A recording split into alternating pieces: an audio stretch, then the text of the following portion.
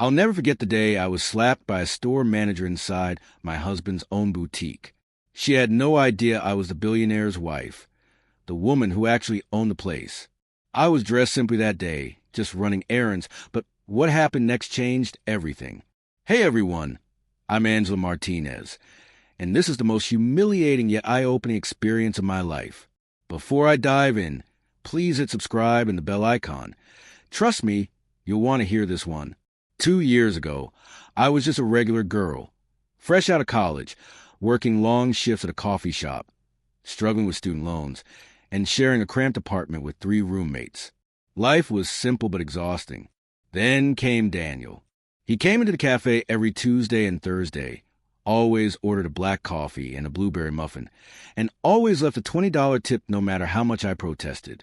He was kind, polite, and genuinely interested in my life. We talked about books, dreams, and ridiculous customers. Never once did he mention his wealth. No fancy watch, no flashy car, just Daniel, the guy with the easy smile. When he finally asked me out, I said yes. He made me feel seen, not judged. It wasn't until our 3rd date that the truth came out. He picked me up in a car worth more than my entire apartment building. That's when I realized he was Daniel Martinez, owner of Golden Crown Enterprises, a luxury retail empire worth over $3 billion. Still, Daniel never acted like a billionaire.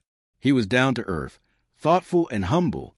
When he proposed a year later, I didn't say yes to his wealth. I said yes to the man who never made me feel small. Our wedding was small, private, and perfect. No tabloids, no celebrity guests, just love. But after the wedding, reality hit. Being a billionaire's wife came with pressure. Suddenly, people expected me to look, act, and dress a certain way. Designer labels, diamonds, and perfection. But that's never been me. I still love my jeans, sneakers, and canvas bags. Daniel always said he loved that about me, that I never let his world change who I am. 6 months ago, Daniel started receiving complaints about rude staff at his flagship Golden Crown boutique downtown. Customers said employees treated them differently based on appearance. Daniel was swamped with work, meetings, travel, expansion plans, so I offered to check things out quietly. I thought I'd just observe and report.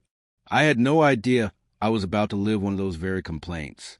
That morning, I dressed casually, my favorite worn-in jeans, a soft pink t-shirt Daniel bought me on our first trip together, my old denim jacket, and sneakers that had survived college.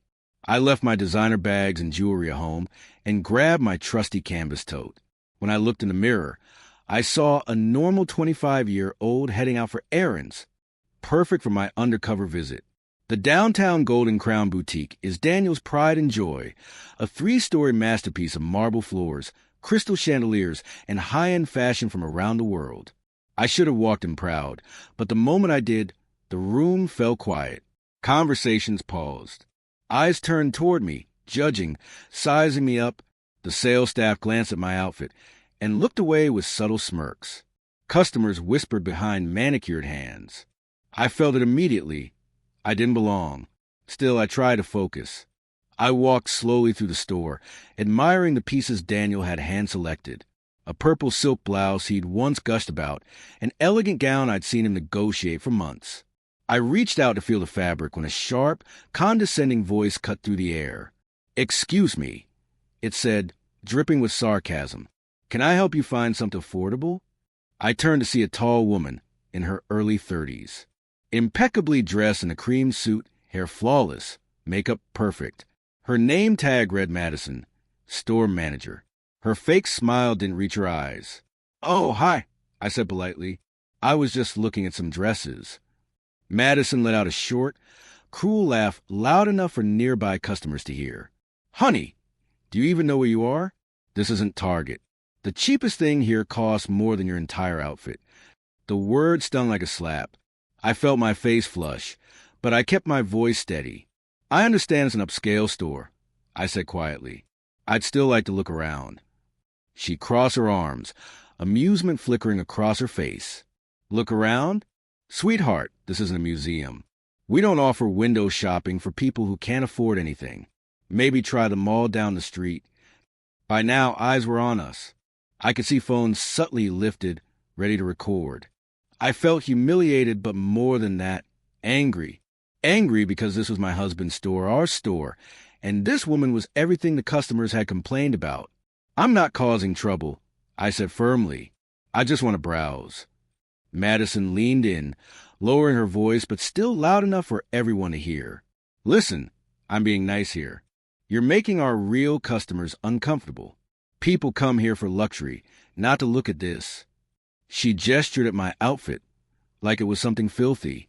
A calm settled over me, the kind that comes when you realize exactly what's happening. She was a problem. She was the reason Daniel had gotten complaints. And I was about to give him undeniable proof. What if I told you I could afford to shop here? I asked evenly. Would that change anything? Her lips curled into a smirk. Prove it. Show me $500 cash right now, or I'm calling security. The demand was absurd. I could have laughed, but I didn't. Instead, I reached for my bag, curious how far she'd go. As I did, my elbow brushed the jewelry display. A delicate gold bracelet slipped off and landed softly on the marble floor. Madison gasped theatrically. Oh my God! She's stealing. Everyone saw it. The room erupted in whispers. I froze, stunned. That's not true, I said, keeping my voice calm. It fell when I accidentally bumped the display. Right, she sneered. That's what they all say. She turned toward a young security guard. Jake, detain her. Check her bag. Jake looked horrified. Ma'am, he said gently, I just need to check. You have cameras. I cut in firmly. Check them. You'll see I didn't take anything. Madison laughed cruelly. Oh, we'll check. But first, you're showing me that ratty old bag, and then we're calling police. The word police rippled through the crowd. More phones came out. People whispered, waiting for drama. My humiliation was now entertainment. I tried one last time. Maybe you should call the owner before this goes any further. I'm actually... Actually what? She snapped. A thief? Someone who thinks she can come in and grab whatever she wants? You're done. I reached for my phone, intending to call Daniel, but Madison smacked out of my hand. It skittered across the floor, sliding under a display. No calling your friends, she hissed. You're not going anywhere until the police get here. That was it. My husband owns this store, I said quietly. She blinked, then burst into hysterical laughter. Your husband? The owner of Golden Crown? What does he do? Mop the floors after closing. Laughter rippled through the crowd. Some people joined in. Others looked uncomfortable. The security guard looked like he wanted to disappear. And I stood there, mocked, humiliated in my own store. You know what? Madison said loudly, enough of this fantasy. And before anyone could react, she slapped me. Hard. The sound echoed through the boutique like a gunshot. The laughter stopped. The entire room froze. My cheek burned, but I didn't cry. I just touched the side of my face, feeling the sting, and something inside me shifted from humiliation to icy calm. Without a word, I walked over, picked up my phone, and called Daniel. Hi, honey, I said evenly. I'm at the downtown store. You need to come here right now and bring security. Madison's laughter faltered as I made that call. I could see her confusion turn into uncertainty. Who are you calling? She demanded, her voice rising. I ignored her and made another call, this time to the head of Daniel's corporate security. This is Mrs. Angela Martinez. I said, clearly, there's been an incident at the downtown Golden Crown boutique. I need you here immediately. The sound of my married name made Madison pause. Her smug expression wavered, but she tried to recover. Martinez, she repeated, forcing a laugh. You're making that up. I didn't respond. I just stood still, phone in hand, waiting. The entire store was silent now. Customers who had been eager to record a spectacle were realizing this wasn't going the way they expected. Some even lowered their phones. The young guard, Jake, looked completely mortified. Exactly 12 minutes later, the glass doors opened. Daniel walked in with 3 members of his security team. The moment he stepped inside, the atmosphere shifted.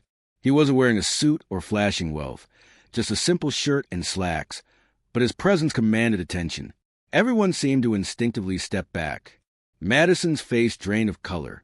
Her confident smirk vanished as Daniel's eyes locked on her, then on me. He didn't need me to explain. One look at my red cheek, and he knew. "That's my wife you just assaulted," Daniel said, his voice calm but ice cold. The words cut through the room like steel. He wrapped his arm around me protectively as I straightened up. My humiliation was gone. All that remained was quiet strength. "I'm Angela Martinez," I said, my voice steady. "And my husband owns this store, this entire company. In fact," you could hear a pin drop. The color drained completely from Madison's face. She stammered, her mouth opening and closing like she'd forgotten how to speak. You can't be serious. You're dressed like a normal person?" I interrupted. "Someone who doesn't need designer clothes to feel worthy?" "Yes, that's me." Daniel turned to his head of security. "I want the footage from every camera on this floor. Right now." I touched his arm gently. "It's okay. Everyone saw what happened, and I'm sure a few phones caught it too." Madison dropped to her knees right there on the marble floor. "Please," she sobbed, her perfect mascara running down her cheeks. "I didn't know who you were. I'm so sorry. Please don't fire me. I have bills, rent. Please, I need this job." For a moment, I almost pitied her. Then I remembered the cruelty in her laughter, the arrogance in her voice, and the humiliation she caused, both to me and likely to countless others. "You're right," I said softly. "You didn't know who I was. And that's exactly the problem.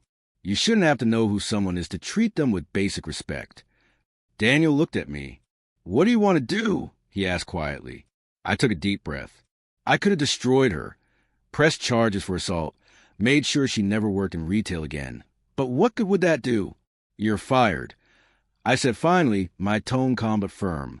"Effective immediately. You'll get your final paycheck and 2 weeks severance, which is far more kindness than you showed me. But you're banned from every Golden Crown property. Ever."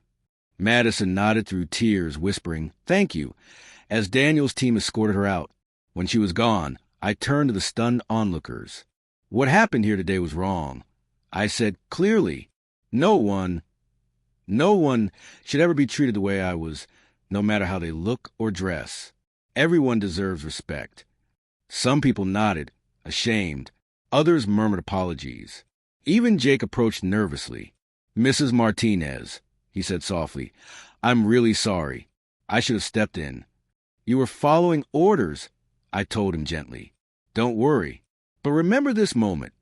Never let someone's appearance decide how you treat them." Daniel spent the next hour fixing what needed to be fixed. Immediate policy changes. Every employee, managers included, would undergo retraining. New rules were set. Every customer must be treated with equal courtesy, whether they walk in wearing diamonds or denim. Before we left, Daniel squeezed my hand. "I'm proud of you," he said. "You could have retaliated, but you chose grace." "She made a mistake," I replied quietly. "A cruel one, but maybe she can learn from it. We all have to start somewhere." The video of that slap did go viral, of course. Within a day, millions had seen it. But instead of turning into another scandalous viral clip, it became a lesson. The story spread everywhere. Billionaire's wife slapped in her own store, then reveals her identity. The internet rallied behind me. People from all over the world shared their own stories of being judged for how they looked. Waitresses ignored, men in simple clothes treated poorly, mothers dismissed in fancy shops. The overwhelming message: kindness costs nothing, but it changes everything. 3 weeks later, I received a message I didn't expect. It was from Madison. She'd found a new job at a small boutique across town. She thanked me for not pressing charges, for not destroying her career, for giving her a chance to rebuild. She said she'd learned more from that one terrible day than in her entire career, and that she now treated every customer with patience and empathy. Her message ended with, "You taught me to see people, not appearances. I'll never forget that." And in that moment, I felt peace. Because maybe that was the real lesson, one we both needed. That day changed me, too. I realized I'd been judging myself the same way Madison judged me. I'd been thinking I didn't belong in Daniel's world because I didn't look the part. Daniel never fell in love with an image. He fell in love with me, jeans, canvas bag, and all. Now, I wear whatever makes me happy. If I want to wear sneakers to a charity gala, I do. If I want to carry my old canvas bag to a board meeting, I do. And if anyone has a problem with that, they can take it up with my husband. More importantly, I never make assumptions anymore, because you never know who you're talking to. The man serving your coffee might be saving lives in his spare time. The woman in a worn-out coat might quietly own half the city. The janitor you walk past might be a self-taught genius. The Golden Crown Boutique still stands as Daniel's flagship store, but now it's known for something far more valuable than luxury. It's known for kindness, for fairness, for being the store that treats everyone like royalty. And the best part? Sales actually increased. Turns out, when you treat people with respect, they want to come back. That day was humiliating, painful, unforgettable, but it taught me something I'll never forget. Appearances mean nothing without kindness behind them. So, to anyone watching or listening, if you've ever been judged for how you look, know this. Your worth isn't defined by your clothes, your wallet, or what people see on the surface. And if you've ever judged someone else, take a moment to think. You might be looking at someone extraordinary, because you never truly know who's standing in front of you. I'm Angela Martinez, and that's the day I got slapped in my own store and learned one of the most important lessons of my life. If this story made you think, give a thumbs up, subscribe, and share it with someone who needs a reminder. Always choose kindness.